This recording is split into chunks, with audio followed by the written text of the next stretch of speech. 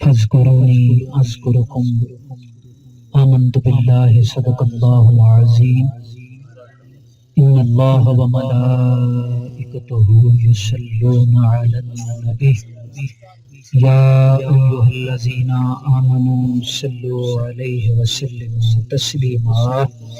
کوئی زبان خاموش نہ رہے، محبت سے پڑھ لیجیے۔ الصلاۃ والسلام علیک یا سیدی یا رسول اللہ، الصلاۃ والسلام علیک یا سیدی یا حبیب اللہ، الصلاۃ والسلام علیک یا رحمت للعالمین وعلی آلک واصحابک یا شفیع المذنبین۔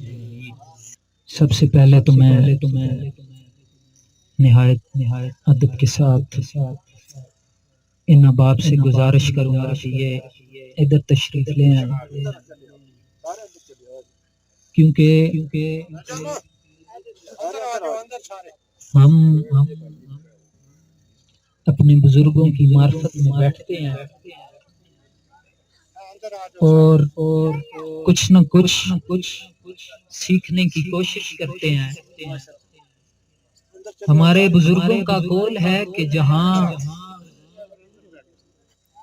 اللہ کے ولی کی قبر ہو، اس قبر کی طرف پشت کر کے نہیں بیٹھتے۔ یہ ادب کا تقاضا ہوتا ہے۔ خاموش ہے دل بھری محفل میں چلانا نہیں اچھا، خاموش ہے دل بھری محفل میں چلانا نہیں اچھا، ادب پہلا کرینہ ہے محبت کے کریم۔ اور آج میں اپنی یہ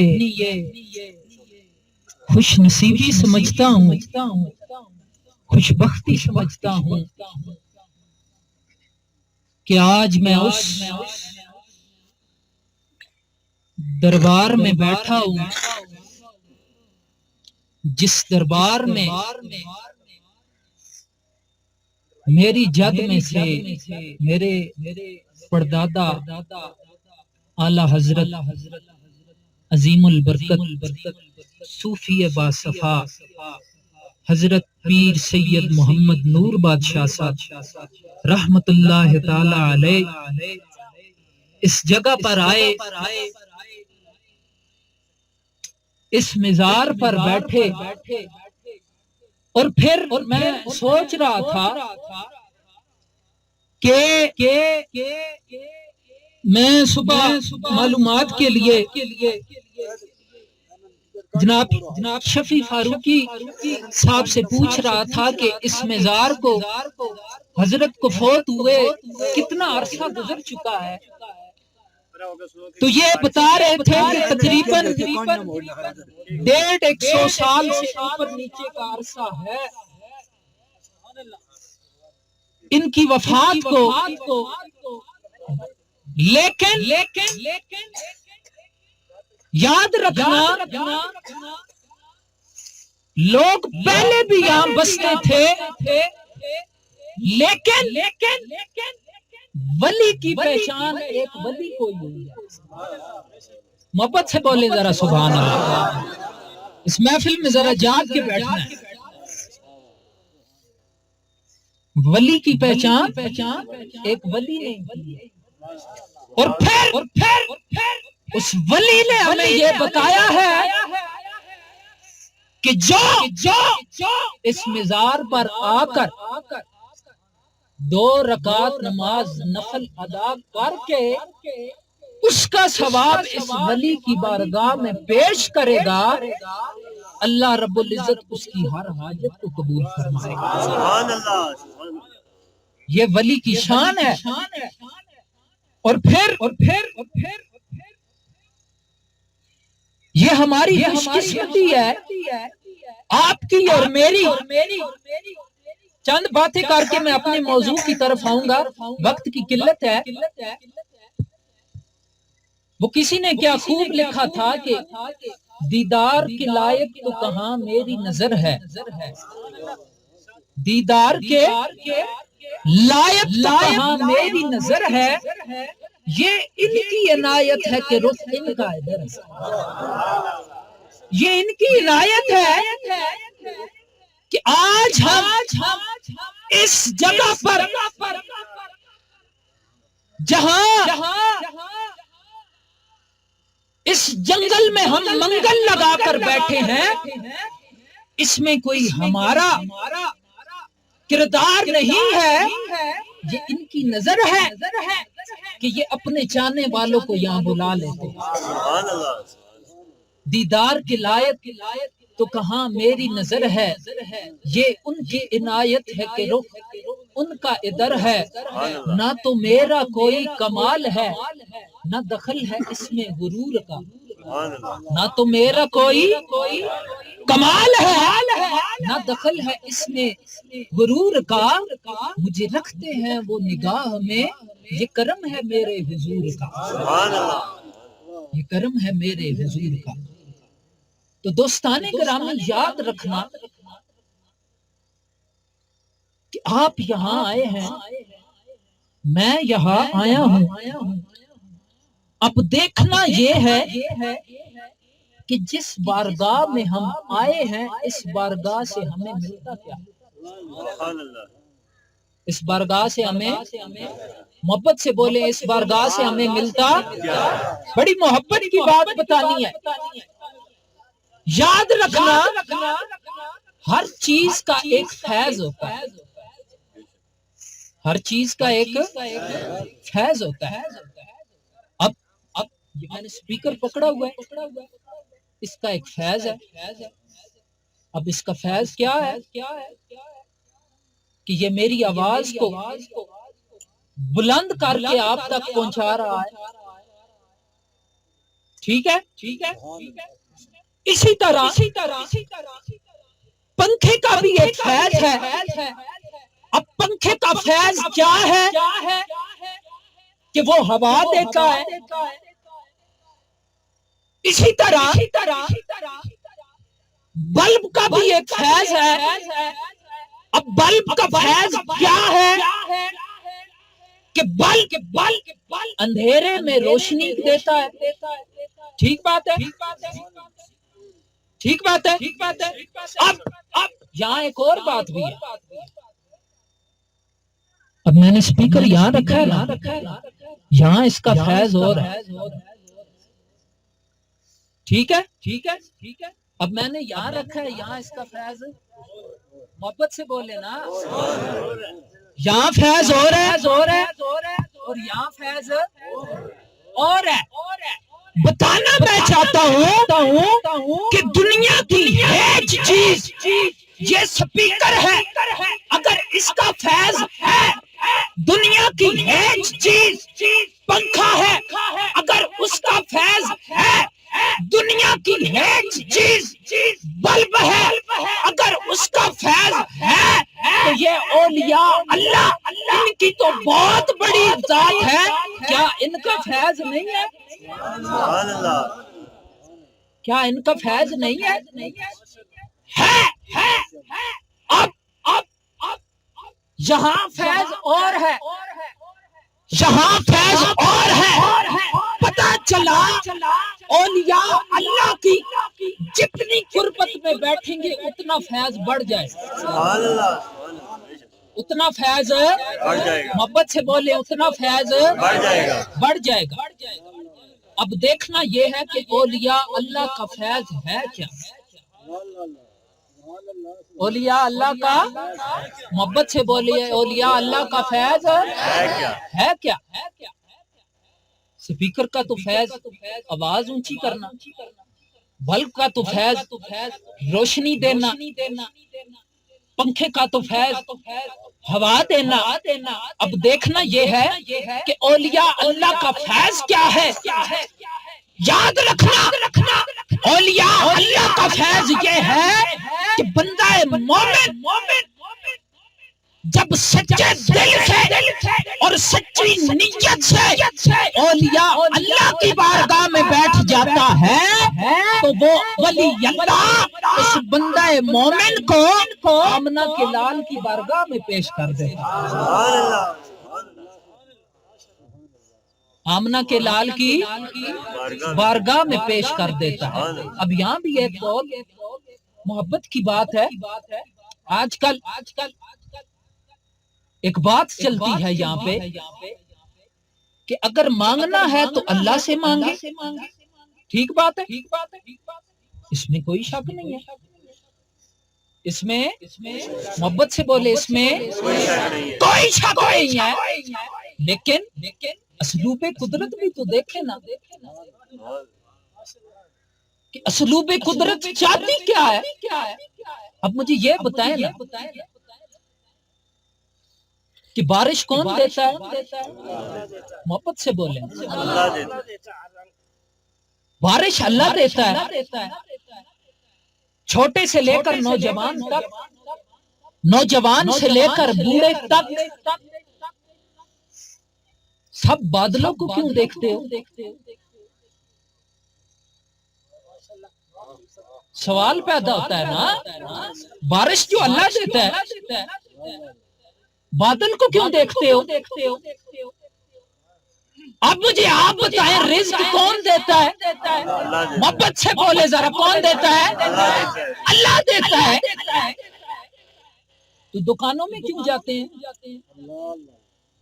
دفتروں میں کیوں جاتے ہیں؟ کاروبار میں کیوں جاتے ہیں؟ گاڑیاں کیوں چلاتے ہیں؟ رزق جو اللہ دیتا ہے۔ آخری بات مجھے بتائیں صحت کون دیتا ہے؟ جب صحت اللہ دیتا ہے تو ڈاکٹروں کے پاس کیوں جاتے ہیں؟ حکیموں کے پاس کیوں جاتے ہیں؟ کسی صاحب نظر کے پاس کیوں جاتے ہیں؟ یاد رکھنا یہ قدرت کا اصول ہے کہ بارش اللہ دیتا ہے لیکن دیتا بادل کے راستے سے ہے۔ رزق اللہ دیتا ہے، دیتا زمین دکان دفتر کے راستے سے ہے، صحت اللہ دیتا ہے، دیتا دوا اور دوا کے راستے سے ہے۔ یاد رکھنا اللہ اپنی معرفت دیتا ہے، دیتا مصطفیٰ کے راستے سے ہے۔ یہ ڈائریکٹ والا راستہ اللہ نے نہیں اپنایا، اللہ اپنی معرفت دیتا ہے۔ تو طریقت کا اصول ہے نا، ذرا دیکھیں طریقت کا اصول کیا ہے۔ جب انسان کسی صاحب نظر کی صحبت میں بیٹھتا ہے پہلے وہ فنافی شیخ کے مرتبے پر فائز ہوتا ہے، جب اس مرتبے پر پہنچ جاتا ہے پھر وہ فنافی رسول کے مرتبے پہ قائم ہوتا ہے، اور جب آمنہ کے لال کی چھاؤں کے نیچے بیٹھ کر وہ فنافی رسول کے مرتبے پر پہنچتا ہے، پھر وہ کس مرتبے پر پہنچتا ہے؟ علامہ اقبال نے کہا تھا کہ غفاریو قہاریو قدوسیو جبروت یہ چار عناصر ہوں تو بنتا ہے مسلمان۔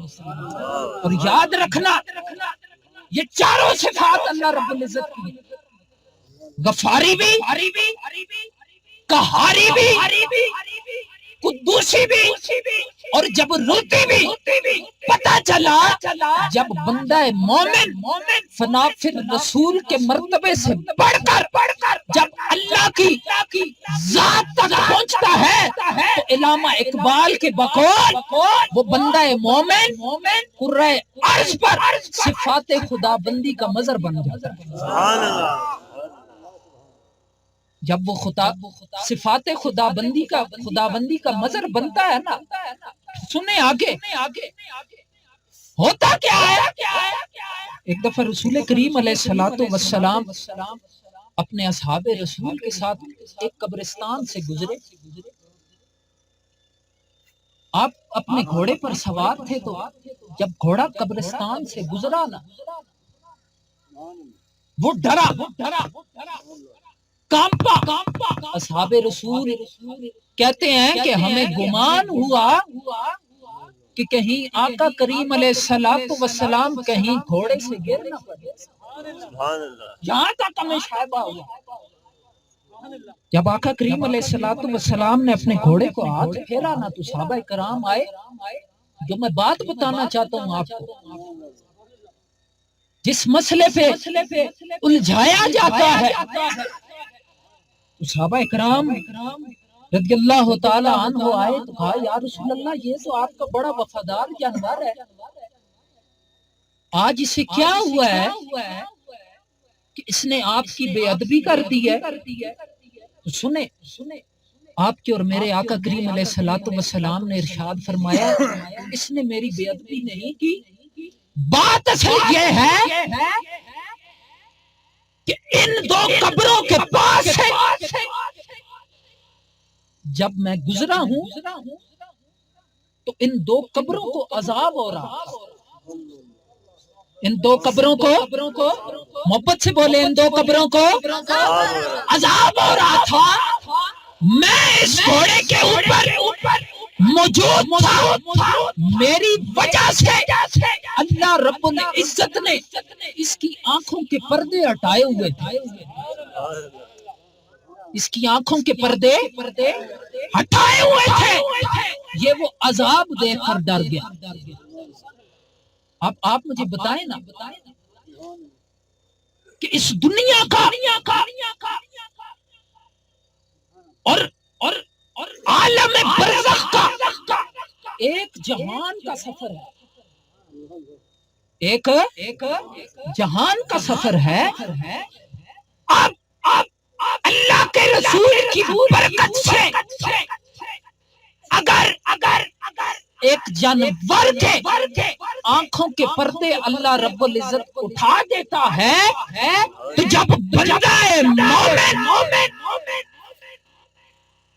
اللہ کی ذات کو اس کے رسول کی ذات کو پہچان کر اپنی زندگی کو لقد کان لکم فی رسول اللہ اسوۃ حسنہ کے راستے پر چل کر اپنی زندگی کو گزارتا ہے تو کیا پھر کیا ہوتا ہے؟ پھر ہوتا یہ ہے کہ ایک ولی آتا ہے جس کا نام نور محمد ہوتا ہے، وہ بیٹھتا نیچے مسجد میں ہے، اور ایک ولی ہوتا ہے جس کا نام میاں محمد نواب ہوتا ہے. ہوتا کیا ہے؟ وہ اپنے دوسرے ولی کو اپنے پاس بلا لیتا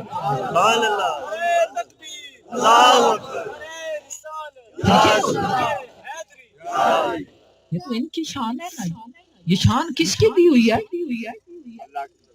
اللہ کی دی ہوئی ہے. دی کس راستے سے ہے؟ اپنے محبوب کے راستے سے ہے.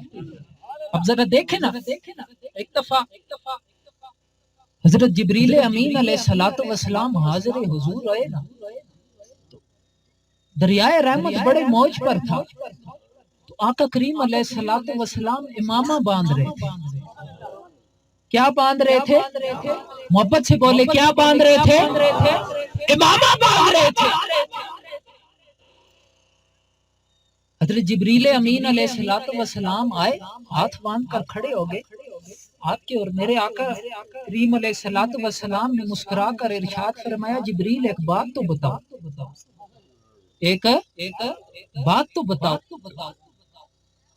تمہاری رفتار کتنی ہے؟ تمہاری محبت سے بولے نا، تمہاری رفتار کتنی ہے؟ تو جبریل امین علیہ الصلوۃ والسلام کہنے لگے یا رسول اللہ اگر حکم دیں تو عرش سے ہو کر آ جاؤں. عرش سے ہو کر، محبت سے بولے عرش سے ہو کر آ جاؤں. جبریل امین خوش ہوئے کہ جب میں نے اللہ رب العزت کی دی ہوئی 70,000 پروں کو ایک دفعہ ایسے کرنا ہے کھولنا ہے میں نے عرش پر ہونا ہے، اور جب بند کرنا ہے فرش پر ہونا ہے۔ تو آقا کریم علیہ الصلوۃ والسلام ارشاد فرمائیں گے جبریل واہ واہ تمہاری کتنی رفتار ہے، تم عرش سے ہو کر آ بھی گئے،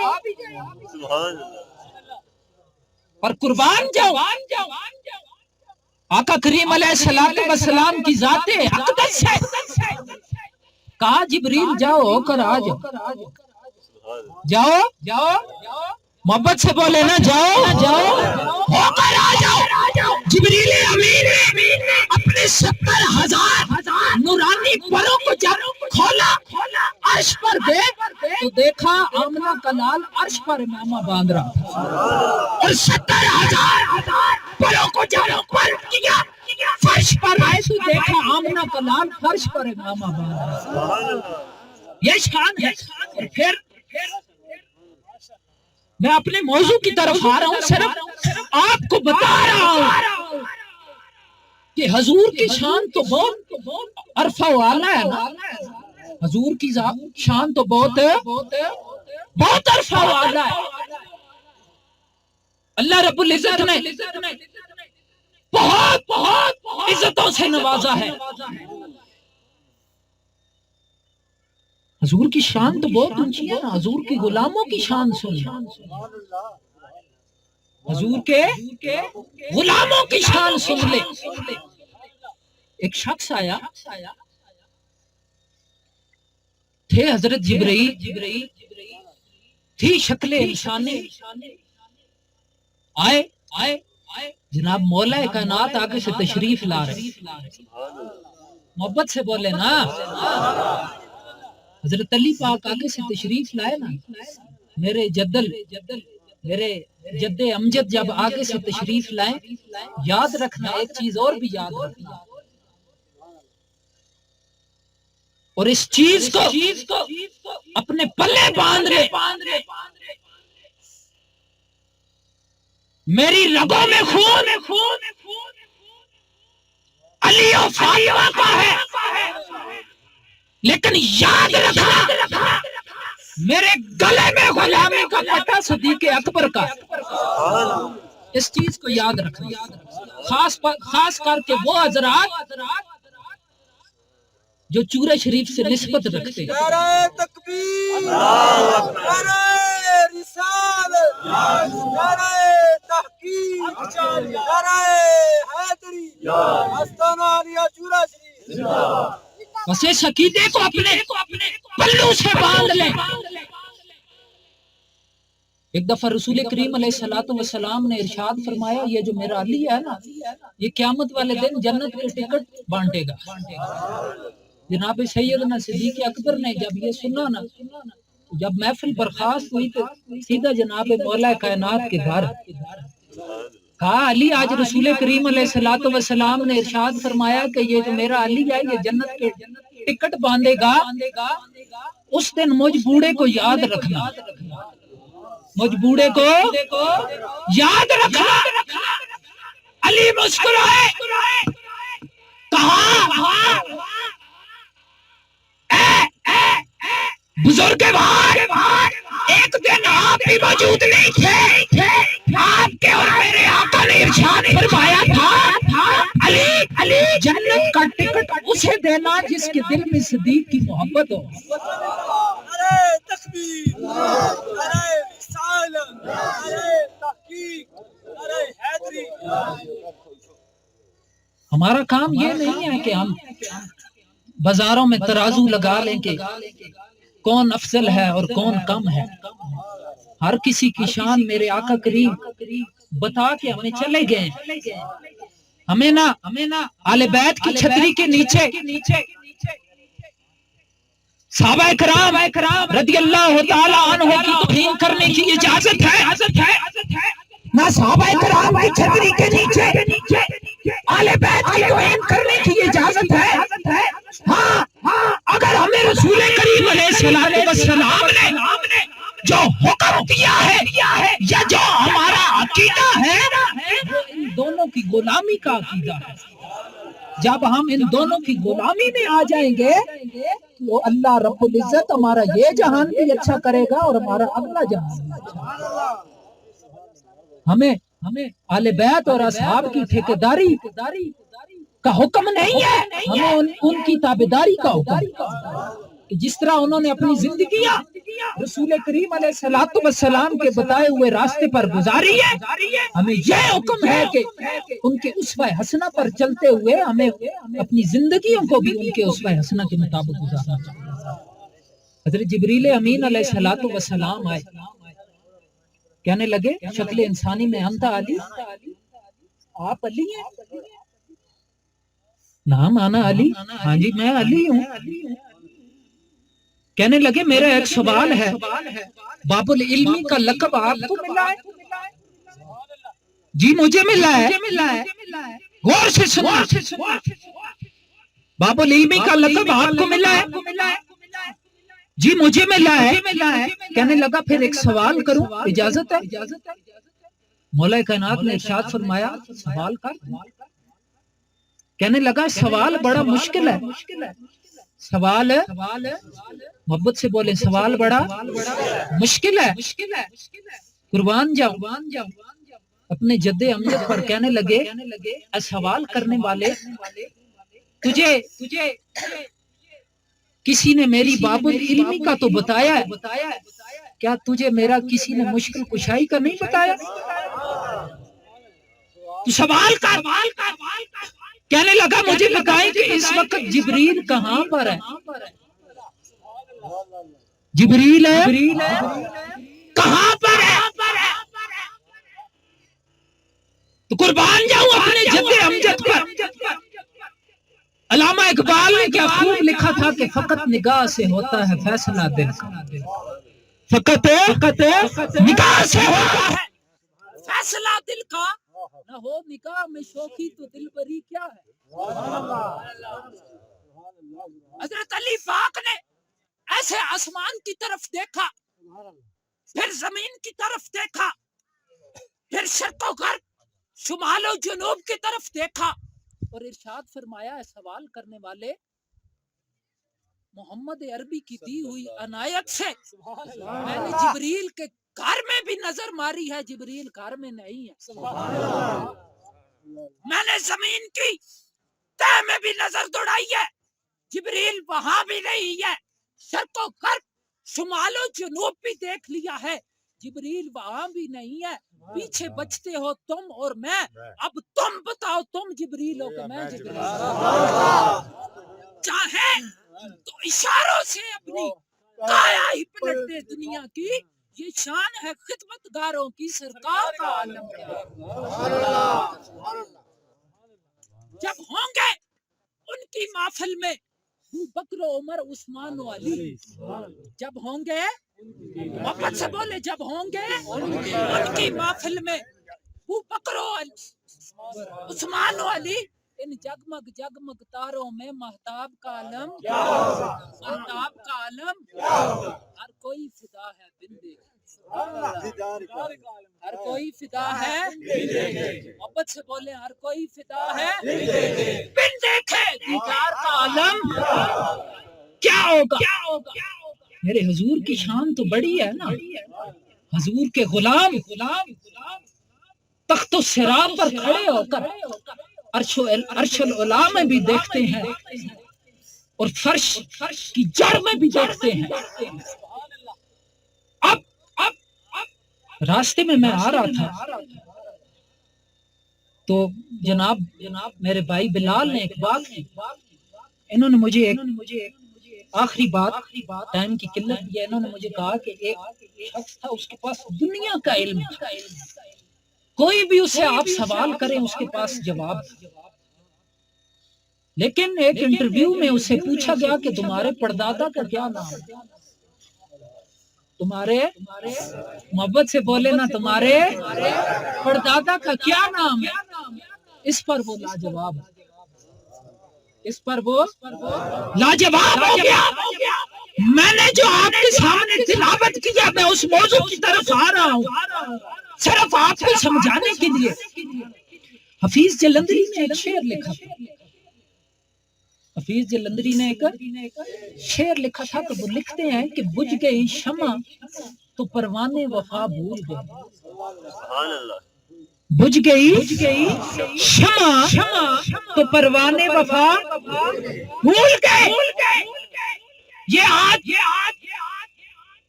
کسی وقت بھی آپ نوٹ کر لیں، جب شمع بجھتی ہے تو پروانہ جو ہوتا ہے وہ کسی روشن جگہ کا رخ کرتا ہے، یہ ایک اصول ہے۔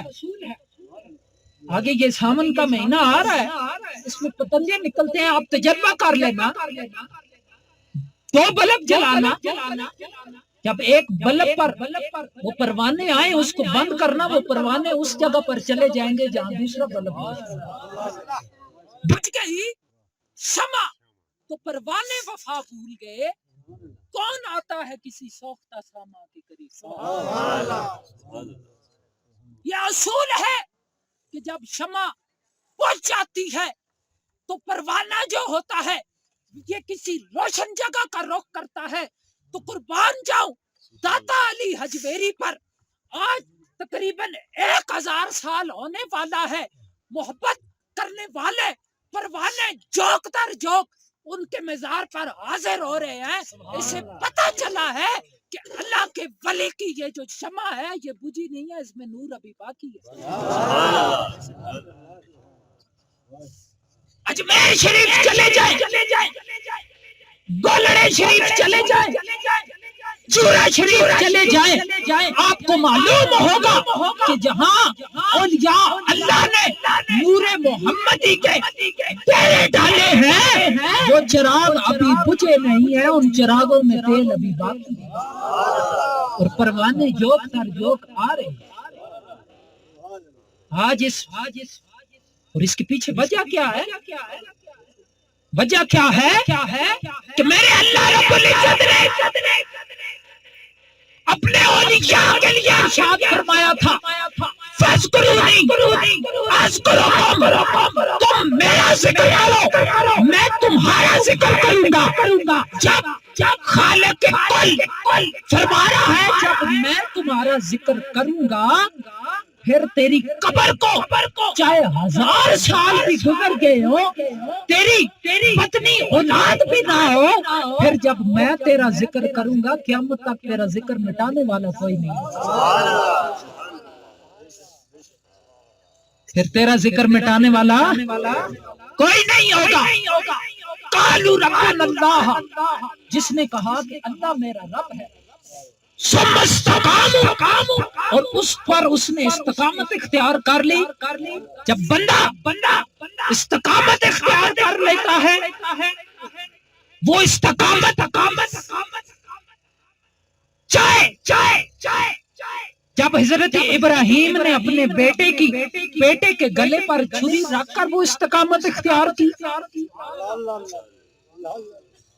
حضرت اسماعیل نے اپنے گلے پر چھری رکھوا کر وہ استقامت اختیار کی۔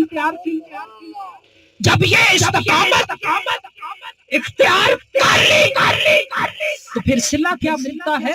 میرا اللہ رب العزت ارشاد فرماتا ہے کہ ابراہیم وہ ہے جس نے مجھ سے وفا کی حد کر دی، سبحان اللہ، جس نے مجھ سے وفا کی حد کر دی ہے۔ جب بندہ استقامت اختیار کر لیتا ہے اللہ اور اس کے رسول کے راستے میں، تو پھر وہ خالق کل جو ہے، وہ مالک کل جو ہے، وہ اپنے بندوں کا ذکر ختم نہیں ہونے دیتا، قیامت تک آباد رہتا ہے۔ سبحان اللہ۔ اسی طرح اولیاء کا بھی یہ فیضان ہے، اولیاء کا بھی یہ فیضان ہے۔ آخری بات میں آپ کو بتاتا ہوں، وہ بات ادھر سے چلی تھی کہ اس کو اپنے پردادا کا نام نہیں آیا۔ یہاں بھی آج اگر کسی سے پوچھا جائے نا کہ آپ کے پردادا کا کیا نام ہے، چند ایک لوگوں کے سوا شاید کسی کو بھی معلوم نہیں، اور لکڑ دادا کا تو کسی کو بھی معلوم نہیں۔ یہی بات ہے جن کی مسند پر ہم بیٹھے ہوتے ہیں، جن کی مسند پر بیٹھ کر کوئی پیر صاحب چلاتا ہے، جس کی مسلط پر بیٹھ کر کوئی چودھری صاحب کہلاتا ہے، جس کی مسلط پر بیٹھ کر ملک صاحب کہلاتا ہے، اس کو تو اپنے پردادا اور لکڑ دادا کا نام نہیں آتا۔ آج یہاں سے کسی بچے کو اٹھا لے اور اسے پوچھیں کہ لاہور والے بابا کا نام کیا ہے، وہ آپ کو فوراً بتائے گا کہ اس کا نام داتا ہے۔ کسی بچے سے پوچھ لے کہ گولڑے والے بابا کا کیا نام ہے، وہ آپ کو بتائے گا کہ ان کا نام میر علی شاہ ہے۔ کسی بچے سے پوچھ لے کہ چورے والے بابے کا کیا نام ہے، وہ آپ کو بتائے گا کہ اس کا نام نور محمد ہے، اس کا نام نور محمد ہے۔ یہ وجہ کیا ہے؟ یہ بچوں کو کون بتا رہا ہے؟ کوئی نہیں بتاتا۔ یہ میرا اللہ رب العزت کا اپنے نیک بندوں کے ساتھ یہ وعدہ ہے، جب تو میرا ذکر کرے گا میں تیرا ذکر کروں گا، اور جب میں تیرا ذکر کروں گا تو بچے کی زبان پر تیرا نام، چاہے وہ کشمیر کے پہاڑوں میں رہتا ہو، اسے لاہور والے بابے کا نام پتا ہوگا، چاہے وہ سلاخ پہاڑوں میں رہتا ہو، اسے گولڑے والے بابے کا نام پتا ہوگا، چاہے وہ بلند ترین چوٹیوں پہ رہتا ہو، اسے چورے والے بابے کا نام پتا ہوگا۔ دوستان گرامی، بتانے کا مقصد یہ ہے کہ جس طرح ان اولیاء نے اس دنیا میں رہ کر فذکرونی والے راستے کو اختیار کیا ہے، ہمیں بھی وہ راستہ اختیار کرنا چاہیے، تاکہ اس دنیا سے جانے کے بعد بھی ہمارا ذکر قائم اور دائم رہے۔ یہ اولیاء کا فیضان ہے جو ان کی فیض میں آ جاتا ہے، جو ان کی نظر میں آ جاتا ہے، جو ان کی پناہ میں آ جاتا ہے، اللہ رب العزت اس شخص پر اپنی رحمتوں اور برکتوں کا نزول فرماتا ہے۔ دوستان گرامی، اللہ رب العزت اس پاکیزہ محفل کو اپنی بارگاہ میں قبول فرمائے، اور آپ کا اور میرا آنا اپنی بارگاہ میں قبول فرما کر ان نیک اولیاء کے صدقے جو چلے گئے ہیں ان کی بخشش فرمائے، اور جو ہم موجود ہیں ہمارا یہ جہان بھی اچھا فرمائے اور ہماری قبر و حشر بھی اچھی فرمائے۔ وما علینا الا البلاغ۔